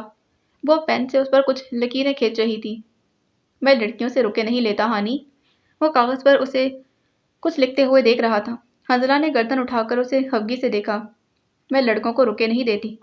ہاں لیکن تم ایک اسپیشل لڑکے کے لیے کیفے کی دیوار پر نوٹ چھوڑ کر آ جاتی ہو، وہ دو بدو بولا۔ حنزلہ کے گال تپ اٹھے۔ اب تم اس بات کا تانا کب تک دینے والے ہو؟ ساری زندگی۔ کمال تابعداری تھی یا عمر بھر ساتھ رہنے کا وعدہ؟ اس سارے وقت میں حنزلہ کو اس کے منہ سے صرف ایک بات اچھی لگی۔ چند پل بعد وہ اٹھ کھڑی ہوئی، بیگ بند کیا اور کاغذ اس کی طرف بڑھا دیا۔ وہ اسے دیکھتا رہا۔ ویسے تو میں ایک شرمیلا روایت کا پاسدار اور ڈیسنٹ مرد ہوں، لیکن اگر تم مجھے خط دینا چاہو تو لینا ہی پڑے گا۔ اس نے کاغذ کو 2 انگلیوں کے درمیان پکڑ رکھا تھا۔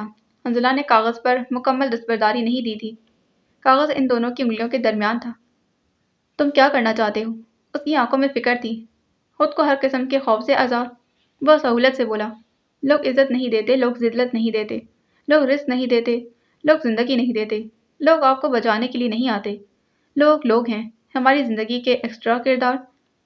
میں دنیا کی قید سے آزاد ہونا چاہتا ہوں، اور ہر آزادی، ہر تخت کی ایک قیمت ہوتی ہے، میں اسے چکاؤں گا۔ اس کی قیمت تمہاری جان بھی ہو سکتی ہے۔ اس کی آواز لڑکھڑائی۔ مشکل تھا، بے حد مشکل، اس محبت پر دستبرداری دینا جو ایک طویل مدت بعد نظر کے سامنے آئی تھی۔ پرواہ نہیں، یا شاید ہے، لیکن خوف رہتا ہے جب تک اس سے خوف کھایا جائے۔ اگر ایک بار گردن اٹھا کر اس کی آنکھوں میں دیکھ لیا جائے تو خوف ہم سے خوف کھانے لگتا ہے۔ تم دنیا کی قید سے آزاد ہونا چاہتے ہو، لیکن شاید تم نہیں جانتے کہ دنیا اپنا دائرہ توڑنے والے کے گرد ایک ایسا دائرہ بناتی ہے کہ وہ جکڑا جاتا ہے۔ وہ اسے ہر ممکن طریقے سے روکنا چاہتی تھی، یا شاید آزما رہی تھی۔ تہخانے کی زنجیروں سے زیادہ جکڑ کس شے میں ہوگی؟ دنیا اپنی رونق میں اندھا کرتی ہے شادان۔ ایک اور تنبیہ، جن اندھیروں میں سے نکل کر آیا ہوں اس کے بعد روشنی مجھ پر اثر کھو چکی ہے۔ شادان نے گردن جھکا دی۔ اسے تکلیف ہونے لگی تھی۔ مجھے اب موت کا خوف نہیں، مجھے لوگوں سے ڈر نہیں لگتا، یہ وہی لوگ ہیں جنہوں نے 5 دن سے یہ شادان کو یاد نہیں کیا۔ یہ لوگ میری قبر بھی بھول جائیں گے اور پھر جو ہوگا وہ صرف میرے اعمال، اور مجھے اپنا کوئی ایسا عمل نظر نہیں آ رہا جس کے تحت مجھے معاف کیا جائے۔ دنیا دھوکہ ہے، ایک دن ختم ہو جائے گا۔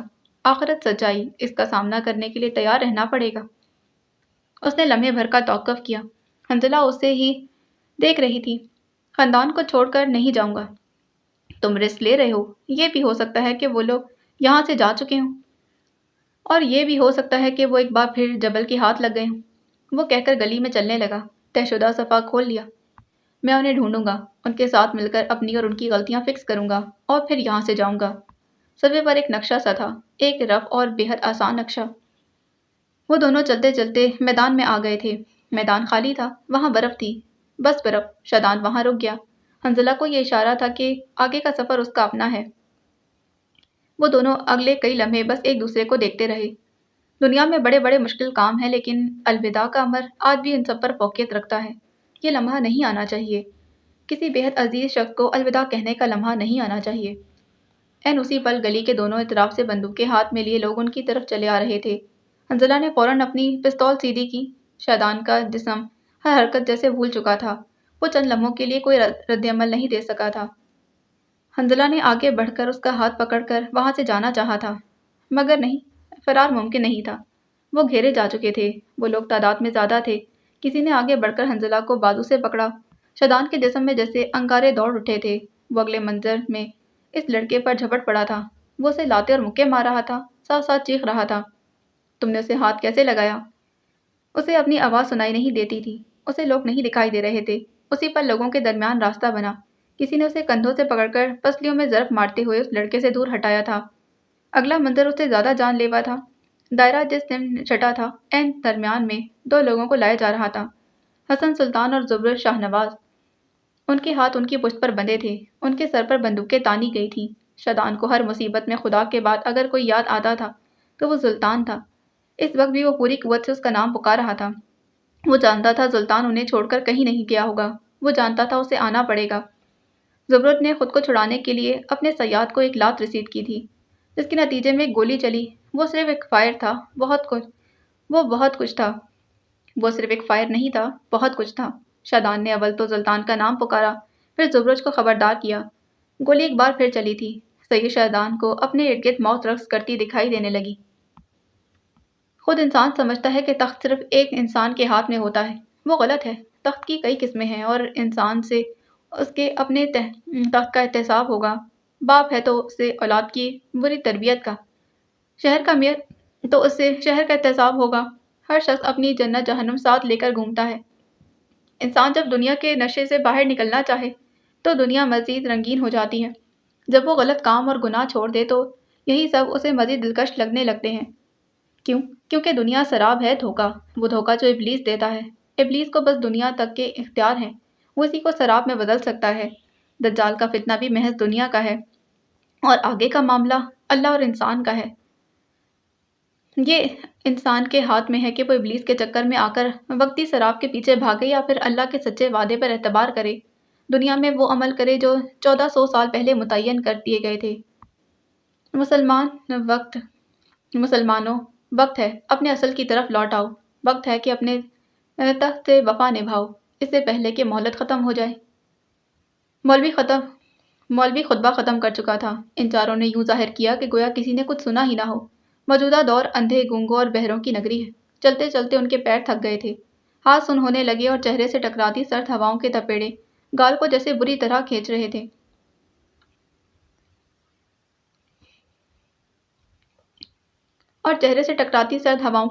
کھال کو جیسے بری طرح کھینچ لیتے تھے۔ وہ باغوں سے نکل آئے تھے، اور اب ان کے قدم ایک رہائشی علاقے کی طرف رواں تھے۔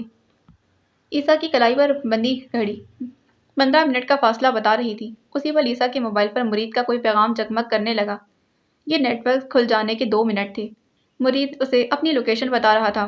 وہ قریب تھے، صرف ایک ہی گلی کے فاصلے پر، بے حد قریب۔ ہمیں فی الحال یہیں قیام کرنا ہوگا، 10 منٹ بعد نکلیں گے، عیسیٰ نے کہتے ہوئے انہیں ہاتھ کے اشارے سے اپنے پیچھے آنے کو کہا۔ گرتی برف ان کے قدموں کے نشانات کو غائب کرتی جا رہی تھی۔ چند پل بعد عیسیٰ ان کے ساتھ ایک بوسیدہ دروازے والی عمارت کے اندر داخل ہوا۔ آس پاس خاموشی تھی۔ پھر یوں ہی انہیں ساتھ لیے تیز تیز قدم لیتا اندر کی جانب چلنے لگا۔ وہ کوئی اسکول لگتا تھا۔ میدان کے عین بیچوں بیچ پرچم پاکستان بلند تھا۔ وہ انہیں لیے ایک چھوٹے سے کمرے میں چلا آیا۔ اندازہ ہوتا تھا کہ کسی وقت وہ کمرہ کینٹین رہا ہوگا۔ فرش چکنا تھا اور دیواریں سیلن زدہ۔ چپس اور جوس کے ڈبوں کے بڑے بڑے کارٹن اب بھی وہاں رکھے ہوئے تھے۔ وہ ایک بے حد تنگ جگہ تھی جسے کاٹ کباڑ مزید تنگ کیے ہوئے تھا۔ سلطان کے اندازے کے مطابق زبرج کے ٹانکے خراب ہو رہے تھے۔ وہ کوئی پروفیشنل ٹریٹمنٹ تو نہیں تھا۔ وہ بہت دیر تک وہاں بیٹھے رہے۔ زبرج اور حسن آس پاس کا جائزہ لیتے رہے اور عیسیٰ چھوٹی سی کھڑکی سے باہر دیکھ رہا تھا۔ برف، بس برف اور صرف برف۔ کیا یہ جگہ محفوظ ہے؟ اسکول میں بچے نہیں آئیں گے؟ حسن کچھ دیر بعد بولا تھا۔ اب یہاں بچے نہیں آتے، عیسیٰ سنجیدگی سے بولا۔ یقیناً تم لوگوں نے انہیں اسکول سے نکال کر اپنی طرح بندوقوں کے ساتھ لگا دیا ہوگا۔ زبرج کے انداز میں تنفر تھا۔ جانتے ہو ہم دنیا سے پیچھے کیوں ہیں؟ کیونکہ ہمارے پاس تعلیم نہیں۔ عیسیٰ مسکرایا، تلخ اور سرد مسکراہٹ۔ یہ زوڑ گڑھ کا واحد نجی اسکول تھا۔ میں جبل بہرام ہم سب یہیں سے پڑھے۔ وہ باہر دیکھتے ہوئے کہہ رہا تھا۔ عقیل صاحب بہت قابل انسان تھے۔ اسلام آباد کے بڑے بڑے اسکولز انہیں ہائر کرنا چاہتے تھے، مگر وہ زوڑ گڑھ کے چھوٹے سے نجی اسکول سے اپنا خرچہ پورا کرتے رہے۔ اسکائی ہائی پر ہونے والے حملے کے بعد پولیس نے اسکول پر ریڈ مار اور عقیل صاحب کو اپنے اسٹاف سمیت گرفتار کر لیا تھا۔ زوڑ گڑھ کے سب سے عقل مند انسان پر دہشت گردی کا الزام لگایا گیا۔ اسکول پھر آباد نہیں ہو سکا۔ دنیا میں عقیل صاحب بہت کم ہے نا؟ وہ منہ پر جوتے مارنے والے انداز میں بول کر خاموش ہو گیا۔ اگلے کئی لمحے زبرج اور حسن کچھ کہہ نہ سکے تھے۔ شرم اور غیرت کی اتھاہ گہرائیاں تھیں جن میں ڈوب گئے تھے۔ یہ پہلی بار نہیں تھا۔ زوڑ گڑھ میں گزارے تمام دن ایسے ہی شرمناک تھے۔ ویسے آپ نے پچھلے سال بلوچستان میں 150 اسکولز کی تعمیر میں حصہ لیا تھا نا؟ دنیا آپ کو رہبر کے نام سے پکارنے لگی تھی۔ مجھے ہیش ٹیگز یاد ہیں۔ عیسیٰ بھگو بھگو کر مارنے میں ماہر تھا۔ وہ برف کا باسی تھا، مگر اس کے الفاظ آگ کا تاثر رکھتے تھے۔ میں نے آپ کو 1500 ای میلز لکھی تھیں جن میں زوڑ گڑھ کے اسکولز کا ذکر تھا۔ یہ تانا نہیں تھا، یہ بس سرسری سا، بے حد سرسری سا ذکر تھا۔ یہ وہ لمحہ تھا جب زبرج شاہ نواز کے ہر بہانے پر پانی پھر گیا تھا۔ دنیا کی محبت میں اندھے شخص سے جیسے اس کی لاٹھی چھین لی گئی تھی اور وہ بری طرح زمین بوس ہوا تھا۔ المیہ یہ ہے کہ دنیا اپنے گرے ہوئے کو نہیں اٹھاتی۔ اگلے کئی منٹ وہاں پر خاموشی رہی تھی، موت جیسی خاموشی۔ کوئی کچھ نہیں بولا تھا۔ تم یہاں سے نکلنے کے بعد کیا کرو گے زبرج؟ حسن اس خاموشی سے اکتائے ہوئے بہت دیر بعد بولا۔ میں UN کے اجلاس میں جا کر بہت سارے مسائل پر بات کرنے والا ہوں۔ وہ رکا، الفاظ مجتمع کیے۔ میں زوڑ گڑھ کے لیے بھی بات کروں گا۔ یہ فیصلہ تو وہ کب کا کر چکا تھا، اسے علم نہ ہوا۔ کھڑکی سے باہر کا جائزہ لیتے عیسیٰ نے گویا کرنٹ کھا کر اسے دیکھا۔ تم کانٹیکٹس کھو دو گے زبرج؟ حسن نے جیسے اسے خبردار کرنا چاہا۔ وہ لوگ جو تم سے رشوت لے کر تمہیں کروڑوں کے فنڈز اور پروجیکٹس دلواتے ہیں، وہ تمہیں دودھ میں سے مکھی کی طرح نکال کر باہر پھینک دیں گے۔ دنیا کے لیے سیاہ رنگ میں ڈوبنے کو ہزار اور زبرج تیار کھڑے۔ زبرج خاموشی سے اس چکنے فرش پر بیٹھا اپنے آس پاس تکتا رہا تھا۔ گہری بری آنکھیں خاموش تھیں۔ تم جانتے ہو دانین نے مجھے کیوں چھوڑا؟ حسن نے نہیں پوچھا تھا، مگر وہ خود ہی کہنے لگا۔ میں خود کو بہت بڑا سمجھنے لگا تھا۔ میں سمجھتا تھا کہ دنیا میں رہنے کے لیے آپ کو گر آنے چاہیے، مگر اسے اپنے جیسا بنانا چاہتا تھا۔ شاطر، مکار، غاضب۔ مجھے جب بھی پھولوں کے ساتھ نظر آتی، مجھے میرے مستقبل میں کانٹے نظر آتے تھے۔ مجھے لگتا تھا جیسے وہ میرے بیٹے کو بھی اپنے جیسا کم عقل اور دنیا سے بے پرواہ بنا دے گی۔ پھر تم نے کیا کیا؟ سوال عیسیٰ کی طرف سے آیا تھا۔ زبرج نے گردن جھکا دی۔ ہر مشرقی مرد کی طرح میں نے اسے بتانا شروع کر دیا کہ وہ کتنی عام ہے، اس کا کام کتنا غیر ضروری ہے۔ اسے وہ کرنا چاہیے جو اس کا شوہر چاہتا ہے، چاہے وہ غلط ہو یا صحیح۔ عورت مار سے بچ جائے تو زبان سے مر جاتی ہے، اور میں نے اسے مار دیا۔ تھوڑی جیسے سینے سے آن لگی تھی۔ اپنے گناہ کا اعتراف مشکل امر ہوتا ہے۔ کئی بار ہم اتنے ون ڈائمینشنل کیوں ہو جاتے ہیں؟ اس نے جیسے خود سے سوال کیا تھا۔ عیسیٰ نے چہرہ دوبارہ کھڑکی کی جانب موڑ لیا، مگر چہرے کے تاثرات اب کے یکسر تبدیل ہو چکے تھے۔ وہ انہیں مختلف زاویے سے پرکھتا تھا۔ آج وہ اسے عام انسان لگے۔ اسی پل اس کی مدھم مگر مدبر آواز چھوٹے سے کینٹین میں گونجی۔ کچھ لوگوں کو تخت مل جائے نا تو ان کی گردن میں غرور کی نادیدہ زنجیریں لگ جاتی ہیں۔ کچھ فصیح اور اہل ایمان ہوتے ہیں جنہیں وہ زنجیریں نظر آنے لگتی ہیں اور وہ ایک درست وقت پر اسے کاٹ کر پھینک دیتے ہیں، اور کچھ لوگ ایسے ہوتے ہیں جن پر دنیا کی چکا چوند چھا جاتی ہے۔ پیسہ بڑا کم بخت ہے، جس کے پاس ہو اسے اپنے عیب خوبی لگتے ہیں۔ جن لوگوں کے گرد کوئی ایک ایسا انسان بھی نہ ہو جو انہیں غلط کہے، انہیں سمجھ جانا چاہیے کہ تخت بیٹھنے کی جگہ ہے، گردن سے لٹکتا پٹا نہیں۔ اگلے کئی لمحے وہاں موت جیسی خاموشی رہی۔ پھر چند منٹ بعد عیسیٰ کھڑکی سے ہٹا تھا، وہ ان کی طرف دوبارہ مڑ کر دیکھنے لگا۔ ان میں سے ایک کے چہرے پر جیسے اطمینان، وہ حسن سلطان تھا، میراث سلطان کا بیٹا، نیک سیرت، ہمدرد، نرم دل، وہ جس پر دنیا اپنا رنگ نہیں چڑھا سکتی تھی۔ اسے ایسا لگتا تھا، کیا تمہیں بھی؟ دوسرا زبرد شاہ نواز تھا، جس کا چہرہ لٹھے کی مانند سفید تھا۔ ان 5 دنوں میں جو تعویلیں وہ اپنے لیے اور اپنے سیاہ ہوتے دل کے لیے گھڑتا رہا تھا، وہ لمحے کے 1000ویں حصے میں جل کر خاکستر ہو گئی تھی۔ اسے اپنے اندر اٹھتی تبدیلی سے خوف آیا تھا۔ یہ تبدیلی اگر شروع کرنی تھی تو اس تہخانے سے کرنی تھی جہاں تمہارے دوست زندگی اور موت کے درمیان تھے، اور شاید اس وقت بھی تمہیں زور گڑھ کے نہ پڑھ سکنے والے بچوں پر ترس آ رہا ہے، اور اپنے دوستوں کا کیا جو شاید اس وقت بہرام خان کی گولی کا نشانہ بن چکے ہوں گے۔ حسن بے حد تلخی سے بولا تھا، اس کے لہجے میں تنفر تھا۔ زبرد نے اب بھی گردن نہیں اٹھائی، بس اس کے لب دھیرے سے پھڑپڑائے تھے۔ تم چاروں یہاں سے صحیح سلامت واپس جاؤ گے، ہمیں اب چلنا چاہیے۔ عیسیٰ کھڑا ہوا، حسن کو کچھ بھی کہنے کا ارادہ اس نے ترک کر دیا۔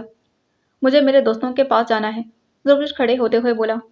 معذرت مگر زور گڑھ آپ کی جاگیر نہیں، یہاں آپ کے قدم اس طرف اٹھیں گے جہاں میں چاہوں گا، یا پھر وہاں جہاں ایجنٹ چاہے گا۔ میں ایجنٹ کے حکم کا پاسدار نہیں، زبرد تندہی سے بولا۔ میں تو ہوں، عیسیٰ دو بدو بولا۔ اس کی آنکھیں سرخ پڑ رہی تھیں، تیش سے اس کے ہاتھ کانپنے لگے۔ وہ میرا خاندان ہے، تم اور تمہارا پورا زور گڑھ ان کو مجھ سے دور نہیں کر سکتا۔ ان کو اپنے ساتھ لیے بغیر یہاں سے نہیں جاؤں گا۔ کیوں نہیں جاؤ گے؟ عیسیٰ نے اس کے سینے پر دھکا دیا۔ اس وقت تمہیں آخر وہ لوگ کیوں یاد آ رہے ہیں؟ ڈر لگ رہا ہے نا؟ ڈر رہے ہو نا کہ کہیں ہم میں سے کوئی ان پر وہی الزام نہ لگا دے جو اسکائی ہائی حملے کے وقت ہم پر لگا تھا، اور فرض کرو کہ ہم نے وہ الزام لگا دیا تو کیا کرو گے تم؟ زبرد کی آنکھوں میں بے چینی بھرنے لگی۔ عیسیٰ نے زبرد کو دیوار کے ساتھ لگایا اور اپنی کوہنی اس کی گردن پر رکھ دی۔ حسن چپ چاپ انہیں دیکھ رہا تھا۔ اب بتاؤ کیا کرو گے تم؟ اس وقت بھی خاموش رہے؟ تم اس وقت بھی خاموش رہے تھے زبرد، تم کیا اب بھی خاموش رہو گے؟ اگر تم اب بولو گے تو خدا کی قسم تمہیں زندہ گاڑ دوں گا۔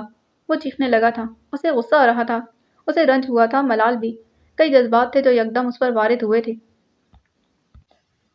میں باقاعدہ اس امر کو یقینی بناؤں گا کہ تمہارے سارے دوست بہرام کے ہاتھ لگ جائیں، وہ ایک ایک کر کے گولیوں سے سب کو بھون دے۔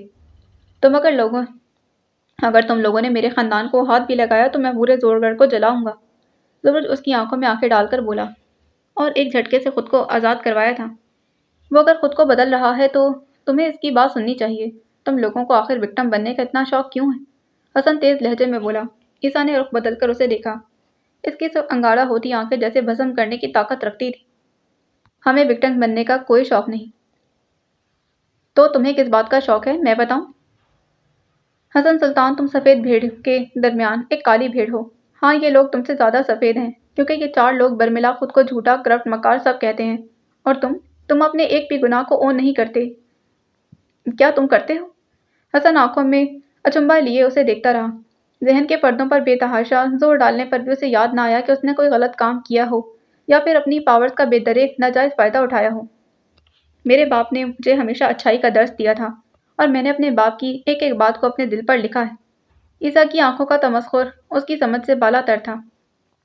تمہارا گناہ یہ ہے کہ تم نیوٹرل ہو، تم رشوت نہیں لیتے لیکن اپنی راشی دوستوں کے ساتھ بیٹھ کر ٹھٹے لگاتے ہو۔ تم جھوٹ نہیں بولتے لیکن جو جھوٹ بولتے ہیں انہیں پہلو میں لیے گھومتے ہو، حالانکہ تم ان کے جھوٹ کی وجہ سے پھیلے شر سے بھی واقف ہو۔ حسن سلطان کو جیسے بھرے بازار میں برہنہ کر دیا گیا ہو، وہ چند لمحوں کے لیے شردر رہ گیا تھا۔ تمہارا اتنا بڑا سرکل ہے، اور سارے سرکل میں ڈھیروں لوگ ہیں جو سیاہ ہیں، تم انہیں کبھی نہیں بتاتے کہ وہ غلط ہیں۔ لوگوں کا حق کھانا غلط ہے، لوگوں کے متعلق بہتان باندھنا غلط ہے۔ تم غلط کام نہیں کرتے لیکن تمہارے اچھے کام بھی اس وقت کھوٹے ہیں جب تم ناانصافی دیکھ کر خاموش رہ جاتے ہو۔ تمہارے باپ نے تمہیں ناحق کے خلاف بولنا سکھایا ہوگا، لیکن تم کیا کرتے ہو؟ اپنا الو سیدھا کیا اور چل دیے، پھر چاہے تمہارے ساتھ جانے والے لوگ کو مارا جائے، ان کے حق کھائے جائیں۔ عیسیٰ تیز ہوتے تنفس کے ساتھ بول رہا تھا۔ حسن سلطان مانند تاریک پڑتا چہرہ لیے اسے سن رہا تھا۔ یہ کیسا تماچا تھا جو اس کے منہ پر لگا تھا؟ یہ کیسا آئینہ تھا جس نے اسے اپنا ہی چہرہ بے حد مکروہ نظر آیا تھا؟ مومنین کے ساتھ بھی وہ مومن ہوتے ہیں، اور اگر نہیں ہوتے تو وہ کوشش ترک نہیں کرتے۔ مومن چپ نہیں ساتھ لیتا، مومن تخت پر بیٹھ کر بس اپنے اعمال درست نہیں کرتا، وہ ان لوگوں کو بھی خود میں شامل کر لیتا ہے جو سیاہکار ہوں۔ نیکیاں تو بانٹی جاتی ہیں، حق کی سچی بات پھیلائی جاتی ہے۔ تم اس معاملے میں بخیل ہو حسن سلطان۔ میرے لیے یہ 4 لوگ تم سے زیادہ اچھے ہیں کیونکہ انہوں نے ہمیشہ ایک سائیڈ لی ہے، تمہاری طرح نیوٹرل نہیں رہے۔ وہ بول بول کر تھک گیا تھا، گردن کی نسیں پھر پھڑکنے لگی تھیں۔ حسن چپ چاپ مردہ ہوتی آنکھوں سے ریوالور کو تکتا رہا۔ زبرد نے اس کے کندھے پر ہاتھ رکھا، خدشہ یہ تھا کہ وہ بھربری دیوار کی طرح ڈھہ ہی نہ جائے۔ وہ واقعی ڈھہ چکا تھا۔ میں اس نے کچھ کہنا چاہا مگر اس کے الفاظ حلق میں ہی دب گئے۔ اسکول کا دروازہ توڑتے ہوئے بہرام اور اس کے ساتھی اندر آئے تھے۔ عیسیٰ چلانے لگا، وہ انہیں لے کر وہاں سے نکلنا چاہتا تھا مگر وہ دونوں مزاحمت کیے بغیر وہیں کھڑے رہے۔ شل ساکت زور گڑھ نے صرف جسم پر وار نہیں کیا تھا، یہاں آ کر بدلنے والے ان کے دل بھی تھے۔ باقی اگلی قسط میں جانے سے پہلے چینل کو سبسکرائب کریں، ویڈیو کو لائک کریں، بیل آئیکن کو پریس کرنا ہرگز نہ بھولیں۔ ملتے ہیں اس کی اگلی قسط میں۔ اللہ حافظ۔